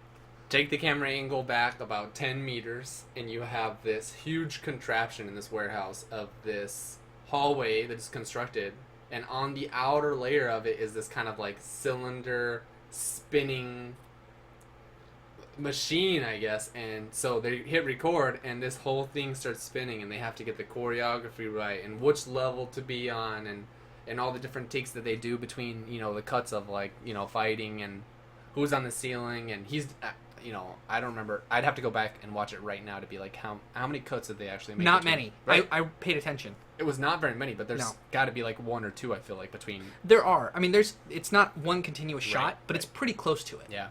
And I mean, it's amazing. There's two separate action instances of the gravity of the rotating. The first one is, I might get the order wrong, but the first one is they're pretty long shot, and the second one is more like around corners. They are cutting between, but it maintains Joseph Gordon-Levitt in real time is punching people. The action looks good. It looks solid. The bad guys are dressed in suits. They're shooting. the floor, there's guns. There's yeah. Oh man, that's one of the best action scenes. Yep. Yep. On a technical level and on a performance level as well. And just the meaning behind it. I mean, just think about the layer of dream reality above you is affecting this one, and well, that premise is explained to you early on, because that's where they show like the headphones going on someone's ear. It's like you're in that dream state, you start to hear music on your ears that gives you a warning in the next level that, hey, this music is on. You're hearing that slowed French song slowed down because of the time distortion, and so of course anything that's affecting you in the real life, like you see it in the very first scene of Leonardo in the house on the mountain, or house on the beach, I guess, or house on the hill, or house on the cliff, castle on the cliff. They use the term in that. Castle, I think it's Castle on the Cliff. Anyway, that scene where he's like outside with Mo, and you see the shingles falling off this Japanese Mo. Yeah, I said Mo. Mo. It sounds like Mo. It does when JGL says it, and everyone else is like, "Oh, you're talking about Mo," and I hear Mo, but anyway, whatever. Mo. So he's outside talking to Mo, and you see the shingles falling off this Japanese kind of structure, and that's because in his reality. Or in the next layer up, there's a riot happening in Mumbai, or Mombasa, yeah. And so the streets, this riot is coming down the street, and it's big cars blowing up, and typical riot noises of like just coming down the street, making its way. And so that is felt in that next layer where he is. I so love that's that. Like a premise. That is such. Throughout. It's such a good premise or good concept to use in a movie, because you can show what's happening in other layers and make it really fun for the next layers down. If an explosion happens up there, how's it going to affect this layer? And visually, like, there's one scene where Leo falls it keeps into that tension, because things that are happening above this layer affect this layer. Avalanches in the last. It connects the rain because he drank too much on the plane. There's so many different things that enable you to be like. It makes for good visual scenes. Yeah, because you can cut back to the beginning or to the next layer up and be like, this is what's happening and this is how it's affecting this layer down. You can go back and forth and still keep the player or the viewer interested, because why is there an avalanche? Oh, because they're upstairs you getting say shot. Player, and it's like, player, it's kind of interesting because in a video game, you can do stuff like in a certain medium than video games. You can reveal the world. Like, you can have a castle way far away, like Zelda Breath of the Wild does this really well, where it's like, there's something really cool on the horizon. I want to go to that thing. And you go to it and interact, and it's like so cool. Like, in the middle of the map is where the infected, Hyrule Temple is, and you can't even get close to it for the... No, this is not spoilers. This is in the first... Sounds like spoilers. This is not spoilers. It's like, you can't get to the middle. So you have to do stuff around the map to... I mean, this is from the first intro. It's literally nothing at all. But the point is that in a movie, it's not literally nothing at all. In a movie, you can use the visual, and in a book, you can describe things indescribable and let the reader use their imagination. But in a movie, you're showing it to them, but you could still tap into the imagination. So he just maximized the art of cinema to give really cool a story to fill it out. Right. Yeah. And only Christopher Nolan has been able to do that. That goes back to what I said earlier. Like, there's so much pre-production. He had this planned out almost minute by minute of like, this is what we're doing, this is the direction we're going, these are the performances I need from you guys. We already you almost already have the cuts ready to go. Like, this is what I want. This is that scene for these 5 minutes that I gotta fill. You know, I'm sure it's not as cut and dry as that, but Your guy, one of your favorite directors is Ridley Scott. Mm-hmm. Ridley Scott is famous for he storyboards every scene in his movie before he shoots it. A lot of directors don't do that. right. They Just turn on the camera and kind of run it until they get it. yeah, Takes on takes on takes on takes. and then they fix it in the editing room. Right. You right, know. Right. But Ridley Scott doesn't. I mean, he knows what the scene has to look like and where the props are. He doesn't just show up and say, "Oh, let's put it together." Right. And you could tell because like his movies work from start to finish. They're like The Martian was planned out and it looks really I wonder what Nolan's earlier processes. movies look like. I wonder what his. Well, I Nolan, wonder how he got to this process. You know, Yeah. did he start as doing short stories? Was he doing like TV before this? Like, what was his debut movie? You haven't seen Following.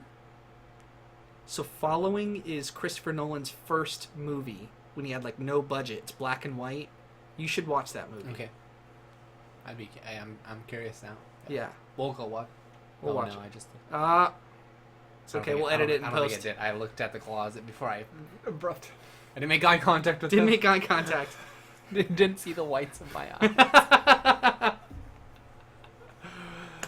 Yeah. So did we give this a rating yet? Oh, we did. Yeah. You gave it It's you gave it 4 out of 5. I gave it 5. yeah, and I gave it a 10 out of 10. it's not a perfect movie. What is fuck being a perfect movie? This movie was so enjoyable Well, that your rating is already fucked anyway because you give things 5 and 6s and you go 110%, 120% instead of 100. I stand by it. All right. 5 out of 5 movie. Just This is a top 10 movie for me. yeah. Like in my top 10. In terms of how I felt while watching it, the first, second, and even third time, it hits like definitely top 10, top 5. Just Yeah. Definitely something you can rewatch. If you've seen it in 2010 or soon after that in theaters, you haven't seen it in a while, highly recommend going and like back and you can watching honestly like, if I'm get older one day, you can show your kids this. I mean it's not super violent. It's not. I wish I'd grown up in a family where my parents were movie aficionados. Yeah. And growing up, they could show me movies from the 60s onward. Be like, But see, I'd check be, out some gems here. I'd be the kind of parent where I'd show my kid a rated R movie way too young because I'd be like, look, it's a movie, it's fake. Like, yeah, don't say those words. You're It's a lot of stress when you have your dumbass kids to but not I don't think it blur the screws people up. reality. I think if you go, look, all right, my parents there are gave me kids who are not able to no, make the there distinction between reality and fiction. Aren't. There aren't. There is a young enough Those are age. stupid kids. Yeah.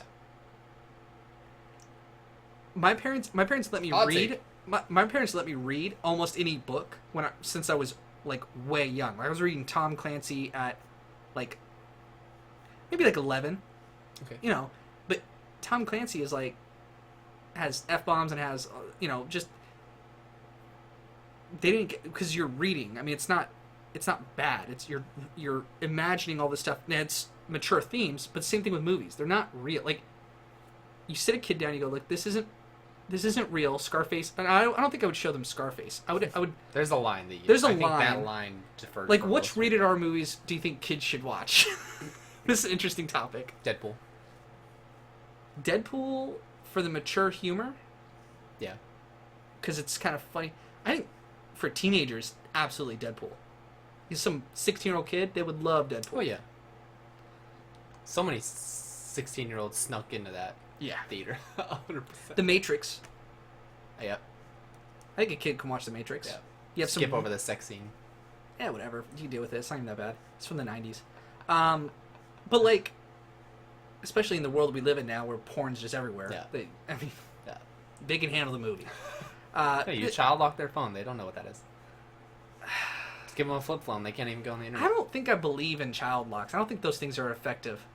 What They do you- must be. I don't They have a have to kid. I don't. They have to. Why would they be a thing? Why would parental locks on the Xbox, on any account, on any... Because I grew up in a time, you did too, where parental locks were like a joke. Like, you could get around them. Parental locks were so complicated for parents at the time that Yeah. they didn't bother doing it. Now, at times, it's simple. easy enough. Yeah. Yeah. But, me, personally, if I had kids, which I never will, they can quote me on that. All right. Um, So when your kid is watching this, seeing you say that, how that kid. Well, if he's old enough to be able to comprehend what I'm talking about, he already knows if he had a flip phone for the first. Let's see, when would the earliest I would give my kid a phone is probably like 10. You can't even say that because by the And I'd time give you him have a a kid and they flip turn phone. 10, they're going to have it neurally implanted. I give him a flip phone for at least 4 years, so he can only call his friends. He can text with the old QWERTY thing, so he can go through the same fucking struggles I did, and he can have a little perspective and be thankful for when he gets the iPhone 20. You're like a boomer right now. Oh yeah, I'm a little old-fashioned in some of those I follow concepts. I follow an entrepreneur. I watch him online, Gary V. And he says, if your kid is like on the phone, this is the future. It's not going away. Let them be on their phone. They're figuring out the world because your old ass isn't going to figure out the world. You're already kind of like stuck in your ways a little yeah. And he criticizes business owners for if you're not on Instagram, TikTok, Snapchat, YouTube, if you're not promoting your business through online social media, you're falling behind because these 20-year-old kids who are starting their own businesses are doing it and getting much more followers. And that's sort of what I'm trying to do here with making a podcast so that we can get known on the internet so that we can get other people to help out with, and we can help out other people on whatever it is we want to do. Yeah, not working 9 to 5. We can have guests on and be like, hey, you're starting your own podcast. I On want ours, that. We'll give you a shout out and you'll get a bigger. That's my long term. That's what I want. Don't tell anyone. We'll cut that out. We'll cut that out. So no one knows No. our business secret. I think it's important to say it and okay. put it out there. So, but yeah, I mean, give your kid the phone because they're figuring out the world. Because it's not going away. I still believe in balance though. Like the kid can't be on the phone all the time. No, of course not. Because they can't regulate their dopamine hits. Like they can't. Hey, if you just chill out and look at the world, it actually feels good. Because then you go back to the phone and get inundated with information. It actually is better for you. Yep. Yeah. Make sure you get enough sleep. Make sure you have enough physical activity. Balance. I need balance. I need to get some physical activity. Yeah. I'm gonna go to the gym. Yep, I'm gonna go with you. All right. Check out those new yoga pants this season. On who? On Oh, is yourself? it a guy-only gym? Because we're not. It's not a guy-only Okay. gym. I don't think that's legal. Court, you can't go to the gym and check out girls. Isn't I it don't think called- you're supposed to say that. Isn't it called a gentleman's club for a reason? It's definitely not a gentleman's club. I go to Planet Fitness. No judgment. Judgment-free zone. Here? That's just what that's their. I mean, we have 11 episodes of the judgment-free zone. You don't have to reiterate that for me. For their sake, maybe. Yeah. I made a video that went over a book, Heroes Die, that one I recommended to you. Mm-hmm. At the end of it, I said, hey, I encourage anybody to interact. And someone left a comment, and I chatted back with them. And I hope people do that if they're any of our friends that are watching this. Like, we try to send it around or... Yeah, don't troll us. We Don't... need constructive criticism. Or... Yeah, I mean, we'll interact I guess back. any traction is traction, so... I'll take the... I mean, if you're online, you get hate. I'll take it. Just I gotta ignore it. Yeah, I don't have feelings when it comes to random people on the internet. I don't give a fuck. Like, in my job, I get shit-talked a lot. Like, because as I mentioned, I do change management, so I gotta talk to people and convince them. How many times have you mentioned it? Dude, it's not to you, it's to other people that... First time tuning in, Michael works for... But you gotta tell people to do something that they don't want to do, and then they give you pushback, and you can't let it get to you because this is professional. This is not... Yeah, can't make it personal. Yeah. Is there anything else you want to mention with... This movie was too difficult for us to do a podcast on. But out of our depth. But we made a good attempt, I feel like. We got there's like an hour and 45 of content. So. There's like 45 things I wanted to say, and I just haven't said them on... I mean, the camera work was awesome. The action scene was really good. Cinematography was great. Oh, All yeah. the backdrops. Yeah, I'm sure you were going to mention like the iceberg drop of building style. Like, Yes. I didn't even think about that. Like, that's exactly how an iceberg looks when it's melting. Yeah. Is it just sheer layers of it? Just not sheer layers, sheer It's literally called ice shearing, isn't it, or something? Yeah. But it's like a whole section of things just falls into the ocean, and they did that. He reconstructed that for like dilapidated buildings. So Yeah. Yeah, 2010 was like definitely the CGI was there. I mean, everything looks real. I can't imagine they're going to have better CGI in the future, but they will. oh yeah, oh yeah. I love where movies are. What was a recent example of that? The Marvel, they kill it with their CGI. Sure. I guess Star Wars had pretty good CGI. Star too. Wars, yeah. I mean, this isn't a matter. I mean, CGI is becoming cheaper to produce, and it's just a standard. It's like, I mean, doing what we're doing right now, you couldn't do 20 years ago. Uploading stuff online, doing video, doing audio for good quality for cheap. You can't have that. Yeah. Can the viewers see that? That your foot is, that you're nuzzling, like... Nuzzling. Yeah. Nuzzling would be with your nose. Is it? Yeah. What do you call it when someone rubs their foot on you and you don't want them to do it? I think that's rape. I think that's definitely a level. It's a form on there. Like, if I did that to a woman in the store, she would go, stop doing that. She would call it rape? Yeah, I don't know. Someone would. So don't do it to me. And just because the camera can't catch you doing it. 0 to 100. You're right. Sorry, that was a Twitter outrage. Yeah. You're not in control of the Twitter account for this fucking podcast. I did make a Twitter account. But What'd you fucking say to me? I'm not a... You rapist? Yeah, Too far. too far. I think that's about wraps up this episode. Michael hates this. I don't know. You gotta grow into it. Just Yeah. accept the awkwardness. That's just like our dynamic. They're loving it. They're Well, eating it up. I don't mind awkwardness in real life, but once it's been captured... It's in a bottle. Can't let that out of the bottle. It is what it is. I am a proponent, as you are. We both share this in common. We both like to be zen about stuff, at least try to be. So I gotta be zen with the fact that we get on a mic, we record it, and that's all the screw-ups, all the stupid things I say, all the... You guys gotta tune in and let Michael know that everything's gonna be alright. Yeah. Yeah. Yeah. Hakuna Hakuna Matata. Matata. You know what's funny? Hakuna or Akuna? You know what's funny about The Lion King is that the Hakuna Matata scene where he's hanging out with Timon and Pumbaa is him growing up and he's like fucked off from all his responsibilities. The moral of the story is that he needs to become a man and stop with childish things and stop not worrying and start taking your responsibility and becoming the king. And I was just thinking about this. I was just like, oh, we kind of get lost with the Hakuna Matata part. Like, oh, it's all good. And what they were trying to tell you is that that's not... Don't do the Hakuna Matata. Don't be like Timon and Pumbaa. They're just chilling out smoking weed all day. They're just... It's actually like a good example of the state of the society at that time, right? Like, don't fuck off and kind of do drugs and take a step back from society. We want you to... The redemption story for everyone who is kind of like that Hakuna Matata and Timon and Pumbaa type style. It's like, no, we want you to come back from that to the reality and take responsibility for your own actions. But that's when Lion King came out. You think it was? That You was- think it that was was- a period Yeah. piece, like? Yeah.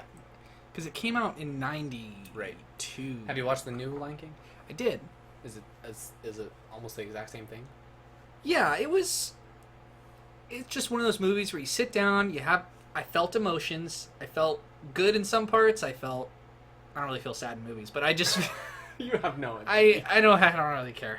Like, although I do... Word of the day, I don't really care. I like love stories. I feel That I feel doesn't make sad. you feel sad, though. It makes me feel sad when you have a love story and someone dies. I do. That's death. when you have a love story, I get sad when people break up. Sadness is separate from death. You feel sad because of death, but death is a different Movies reaction. where people break up, that's very sad to me. I But you don't feel sad. I feel you know empathy. it is sad. No, I feel the emotion sadness. Okay. So let's say a man gets divorced from his wife and he wants her, but she doesn't want him. That makes me sad.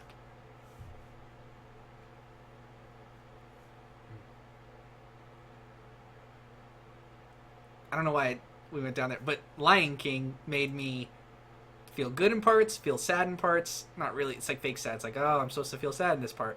And then I walked out of the theater. All the facades of like, Yeah, oh, this but is a trope. you This know is what? a trope. I'm with my family. You're almost too good at watching movies Yeah, now. You exactly. You Exactly. slog through the shit. But you could be good at watching movies. It's like reading a Pulp Fiction novel, like a paperback. It's like, I'm supposed to feel a certain emotion reading this book, and then you put it down.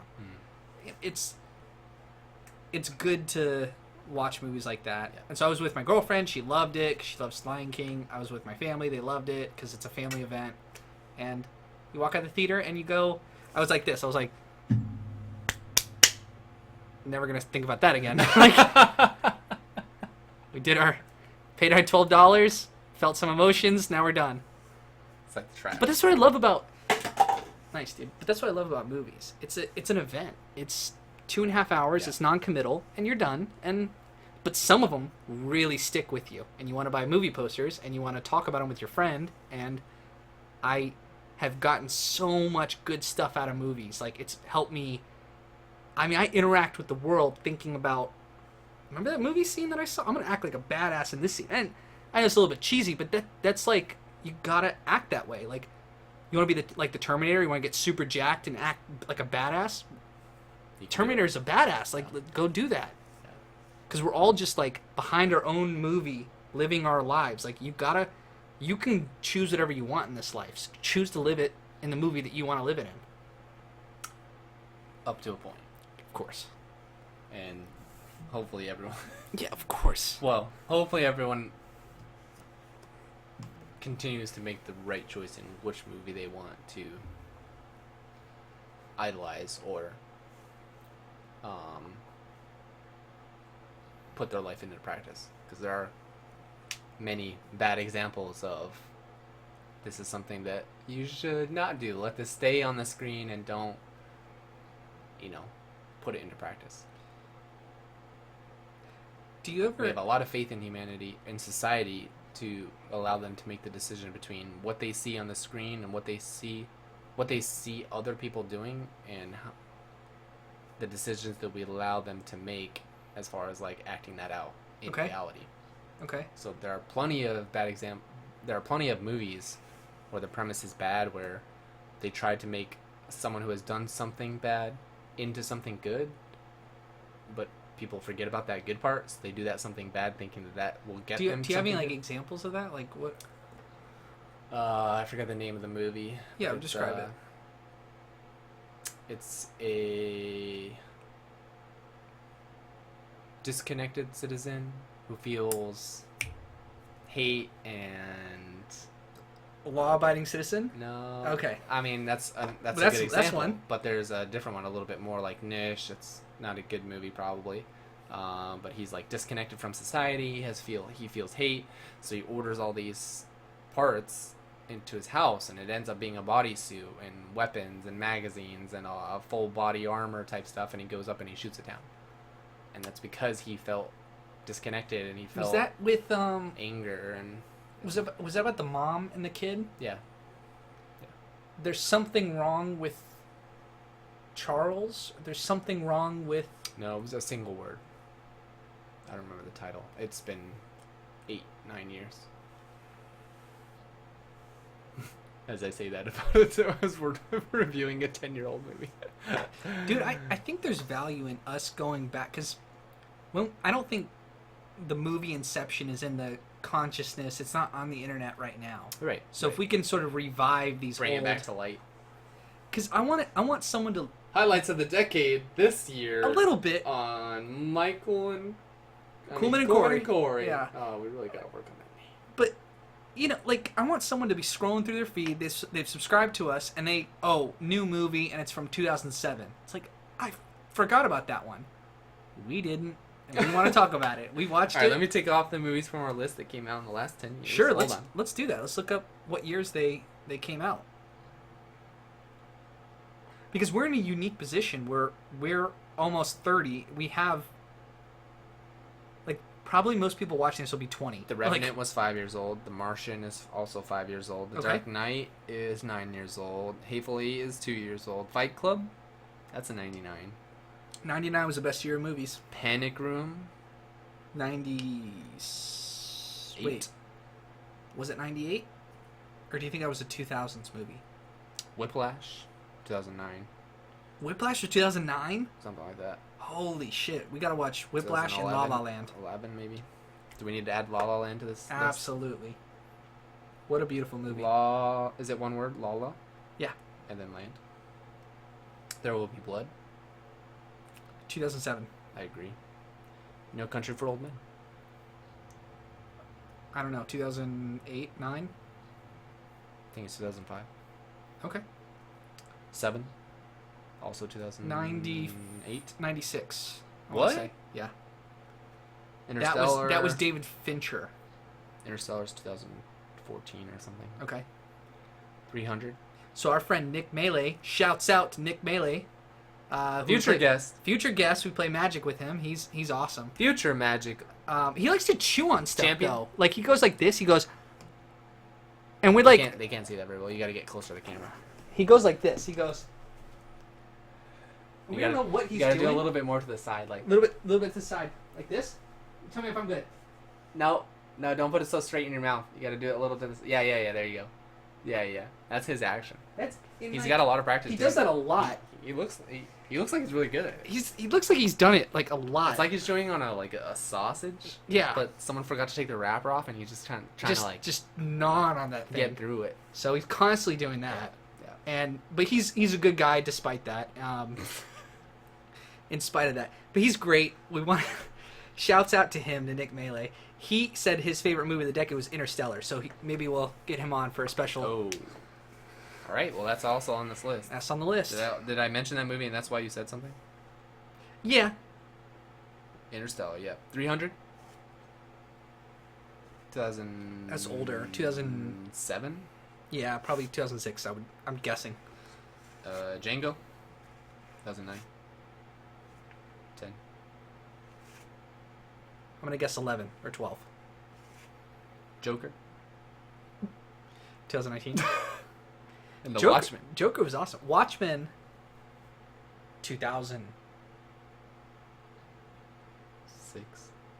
All right, we'll watch this. 2011. We'll watch this in post, and we'll see how accurate we were. Yeah. Yeah. Total guesses. Sorry, guys. Nice little quiz for ourselves. Yeah, but it kind of shows you that we picked up on.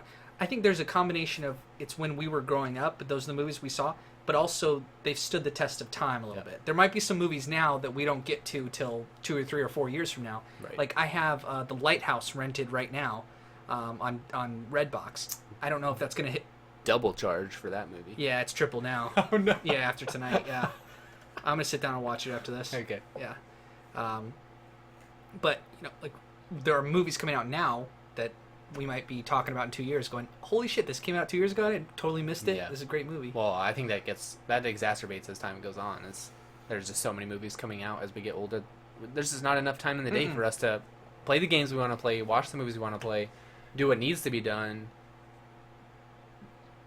barring social lives as well. So it's too much. I need more time in the day, less sleep. The person who invents the ability for us to compress sleep into a small amount of time, Nobel Prize. Just trillionaire. Yeah. Elon, get the fuck out of here. Maybe that's what I'll dedicate my life to. You're not going to do that shit. You can't concentrate. You're like, I want to go play Path of Exile. That's what I'm going to do right now. Yeah. Thanks, guys. Good All right. episode. Wrap it up. That was It was a good one. We'll clip the stuff. Dude, with podcasts, it gets better hour 2 and 3.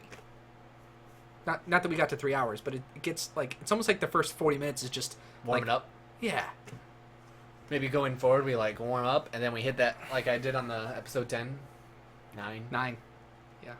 What was episode 10? Shimmer Lake? But honestly, we'll just get better at this as it moves on.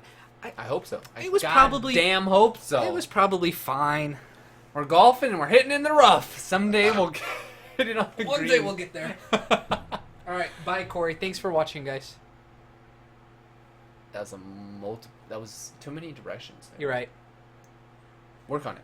You got some practice here. All right. Outro. Okay. Corey, thank you for listening, and you had good insights, and great job Now today. it sounds like you're doing your fucking marathons. Now I want to thank the viewers. Thank you.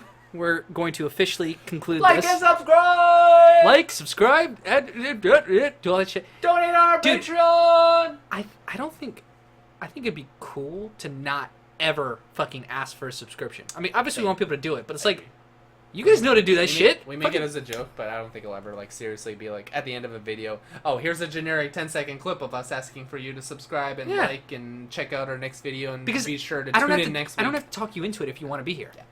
I only want you to be here if you're watching this. Like if you clicked on it, you're like, oh, having a good time. These guys are fucking dorks. Every time I see a YouTube video and it says that, it makes me not want to. It's like, oh, now you're telling me to do it. And that It feels corporate. Yeah. Feels like you caved for whatever reason. Yeah. Like this is you fulfilling a part of your contract that you're selling out. Dude. Yeah. Selling out, bro. Dude, anyway, I would love if we sell out. I want to get paid for this. That's his opinion, not mine. Dude, wouldn't you want to? Nope. Not selling out, but I would want it to be organic. I was just gonna use that word. That is not is not organic. Selling out to Those are people. polar opposites. You can't organically grow and then sell out. I mean, you're right. Unless you're a pot grower, but that took a lot of time. No, you're right. All right, thank you.